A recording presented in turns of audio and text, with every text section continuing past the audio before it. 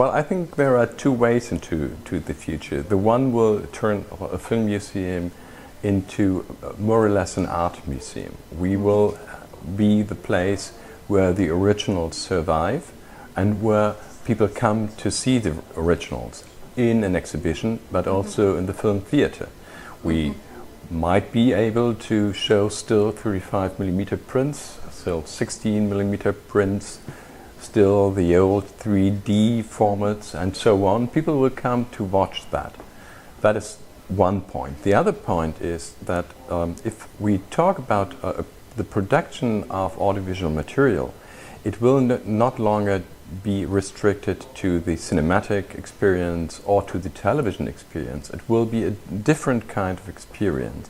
And what we do have to do as a film heritage institution, as an archive, is to select very clearly what we want to preserve, because the material will be so vast that no institution in the world can take care of everything which is there and might be of some value. So what we will do, I think, is to turn into an institution where we do have a curatorial experience, and we will have an institution which is really supported by a huge public, which is not only the specialists. We will have more supporters, more people who add commentaries, who give material, who do have, let's say, blogs or some exchange on the internet about the film heritage, and that, I think, develops now and will not be ended in 2050. On the other hand, as we see that the aesthetic forms of the moving images develop in so many different ways.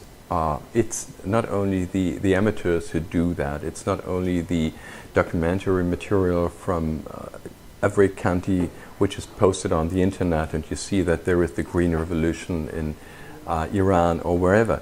It's also that they produce what they consider a form of art.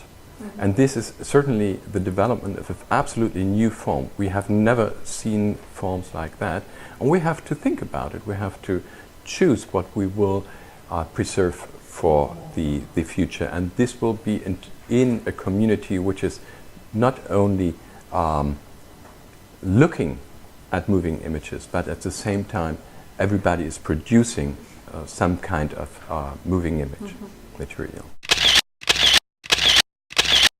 Well, that's very difficult because every archive tends to think about what it already has.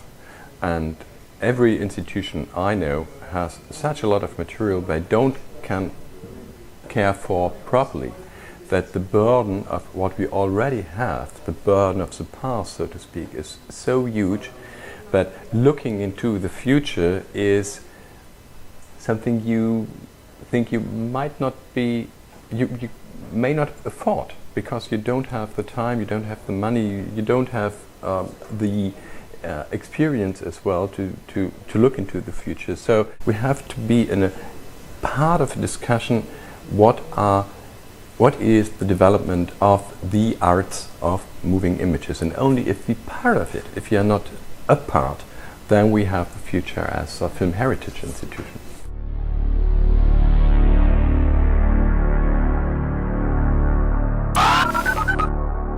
Well, copyright for film heritage institutions always was quite a strange situation. We do have the material and we don't have the right to do anything with it. My wish would be that in Europe, where so many films are produced with public money, the political decision should be made that the future of that produced film is an obligation of the archives, and that the archives do have the right to use the material after a certain point, let's say 5 years or so, for educational purposes.